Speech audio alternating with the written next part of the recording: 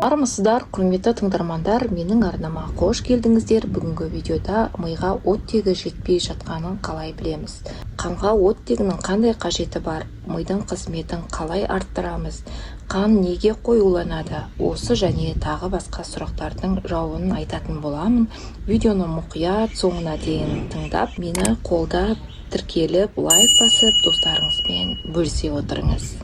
Қан адам ағзасының ажырамас бөлігі болып табылады. Оның міндеттеріне оттегі мен қоректік заттарды ішкі органдарға тасымалдау ғана емес, бұл иммунитетті қамтамасыз етуді қоса алғанда бірқатар маңызды денсаулық функцияларын орындайтын жүйе.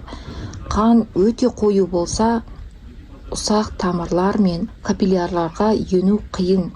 Бұл оттегінің жетіспеушілігі анемияның дамуына келеді.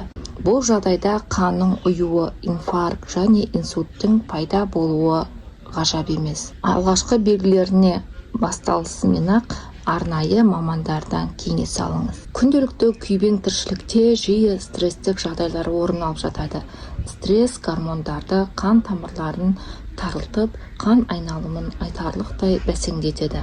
Қанның қоюлануының белгілері көру және есту қабілетінің нашарлауы, қанмен жеткіліксіз қамтамасыз ету нәтижесінде қоршаған дүниені қабылдау, яғни сана сезіміміздің төмендеуі, біртіндеп төмендеуі байқала бастайды. Осымен бірге құлақта шу пайда болуы да мүмкін. Оттегінің жетіспеушілігі, тыныс алуымыздың қиындауы, жүректің қанды айдауы қиын болғандықтан адамда артмия басталады. Ол жылдам тыныс алуымен бірге жүреді. Ұйқының қанбауы миға оттегі қажетті мөлшерде жетпегендіктен адам миы есінейді, әрі үнемі шаршап жүреді. Күндізгі уақытта адам тез шаршайды, әрі көздің асты көгерген сияқты болып тұрады. Басы ауыратын адамдарда қаны қоюланған адамның басы жиі ауырады екен. Оны дәрімен де тынығумен де емдей аласыз. Кейде шаршау, ұйқышылдық және еш нәрсеге істеуге зауқыңыз болмауы оттегінің жетіспеушілігінен туындауы мүмкін. Оттегі барлық процестерде қажет, мәселен, ол денедегі энергия алмасуға жауапты. Бұл митохондриялардың тыныс алу тізбесінде ағзаны қамтамасыз ететін жасушалардың бөліктері. Энергияның пайда болуымен аяқталатын қоректік заттардың көп сатысы. Қан ағзадағы ішкі сұйық ортаның бірі. Қанның құрамында негізгі 3 элемент бар. Ол эритроциттер, лейкоциттер, тромбоциттер.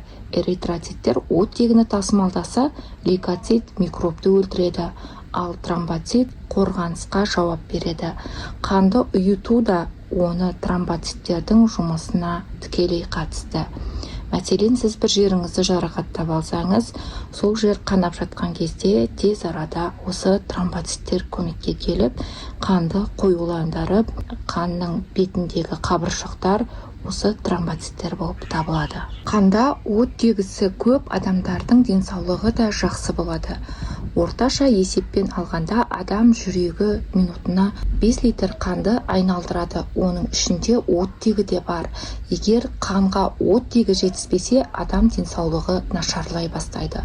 Тауға шығу, суға сүңгу сынды спорттың түрімен айналысатын қандағы оттегінің мөлшері көп мән береді. Себебі 5000 биіктікте көтерілген адамдардың ағзасына оттегі жетпей, денесі әлсірейді. Содан оттегінің азаюы, гипоксия басталады.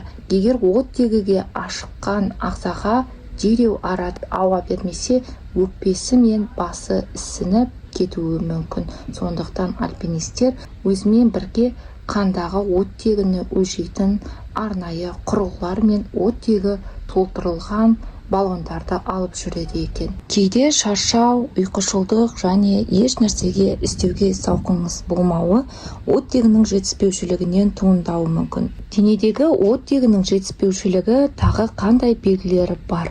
Жиі бас айналу, бас ауруы, ұйқысыздық, түтіркендіргіштің жоғарылауы, терінің бозаруы, төмен қан қысымы, қолдар мен аяқтардың дірілі, жүрек айнуы, ісіну, тағы сол сияқты көптеген қанмен байланысты аурулардың көбісін шақыратын осы оттегінің жетіспеушілігінен. Қазіргі таңда көптеген адамдар үйдің ішінен шыға алмай, көбінде сыртқа шығып жаяу жүруді қойды. Сондықтан да оттегінің жетіспеуі дұрыс тыныс алмауымыздың салдары көптеген ауруларға душар етеді. Оттегі жетіспеушіліктің тағы да бір дәлелі қанастық анемия дегеніміз не? Осы сауалға жауап берейік. Қанастық, яғни анемия қан құрамындағы эритроциттердің гемоглобиннің азаюы салдарынан оттегінің ағзадағы тіндерге жеткіліксіз болуынан пайда болатын аурулардың түрлері болып табылады. Ағзасына темір жетіспейтін адамның қаны аз болады. Әсіресе гемоглобин түсіп кетеді. Ал гемоглобин қанға түскен оттегіні тасымалдайтын өкпеден дене мүшелеріне жеткізетін бөлшек. Одан бөлек темір адамның иммунитетін көтеруге, энергия бөлуге, ДНК синтезіне, бұлшықет жұмысына, қалқанша без гормонының бөлінуіне қатысады. Сондықтан да ағзадағы темір мөлшеріне аса мән берген дұрыс. Әлсіздік, ағзаға темір жетіспесе, гемоглобин тез түзіліп үлгермейді. Ал гемоглобинді оттегі тасымалдаушы бөлшек екенін жоғарыда айттық. Енді гемоглобин жетіспесе, ағзаға оттегі де жетіспейді. Тыныс тарылады. Жүрекке салмақ түсіп, қанды қатты айдауға көшеді. Ал оттегі жетіспесе, буын мен бұлшықет қуатынан айырылып, содан әлсіздік басталады.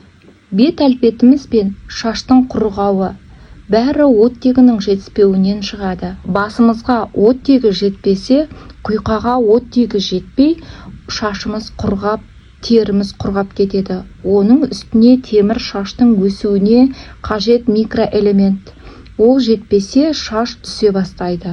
Адамның дұрыс тыныс алғаны өте маңызды, өйткені ағзадағы зат алмасу процесі тікелей соғысы оттегіге байланысты.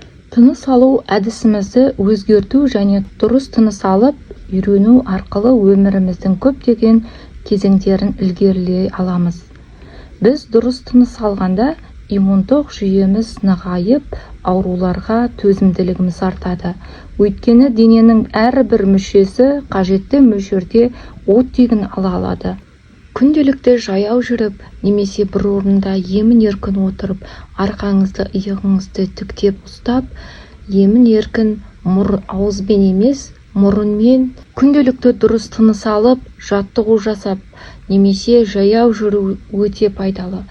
Кеуде және құрсақ қуыстарының арасындағы бұлшықет күшейеді. Ағзаны оттегімен қамтамасыз етесіз. Тыныс алу жолдарын ауруларының алдын алады. Тыныс алу бұлшықеттерінің күшейеді.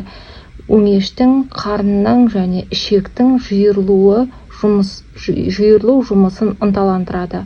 Өкпенің сыйымдылығын арттырады. Ұйқыны қалыпқа келтіреді. Иммунитетті нығайтады, стрессті жояды. Миға қан неге бармайды? Миға қан бармаған кезде қан қысымы көтеріледі. Қан қысымының көтерілуінің негізгі себебі миға қан жетпей қалған кезде одан әрі көбейіп жүрекке сигнал береді. Миға қан жетпей жатыр, қанды көтеріңдер деп, одан жүрек қан қысымын көтереді.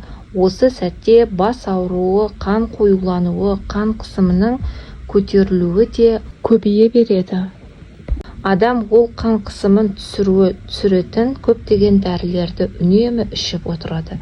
Дәл осындай жағдай инсультке әкелуі де ғажап емес. Дәріні өте көп ішеміз. Осы дәрілерді ішпей, салдарымен емес, себебімен күресе білсек, денсаулығымыз одан ары жақсарады. Жалпы қан қысымының көтерілуі қанның қоюлануында. Қан неге қоюланады? Себебі асқазан, ішек, өт жолдарының дұрыс қызмет атқарамауында. Күнделікті ішкен асымыз дұрыс қорытпаған соң, қорытылмаған тамақ дұрыс сыртқа шықпайды. Яғни үлкен дәретпен күнделікті сыртқа шығарып тастай алмаймыз. Осы кезде организмде токсиндер көбейеді. Токсиндер көбейген кезде лимфа жиналады. Лимфа су сияқты ағып, өз қызметін атқармаған соң, без тастайды. Содан тамырлар арқылы қандардың жолдарын бітеп тастайды. Менің айтқан кеңестерім сіздерге пайдалы болды деген сенімдемін. Маған тіркеліп, подписаться кнопкасын басып, лайк батырмасын басып, достарыңызбен бөлісе кетіңіздер.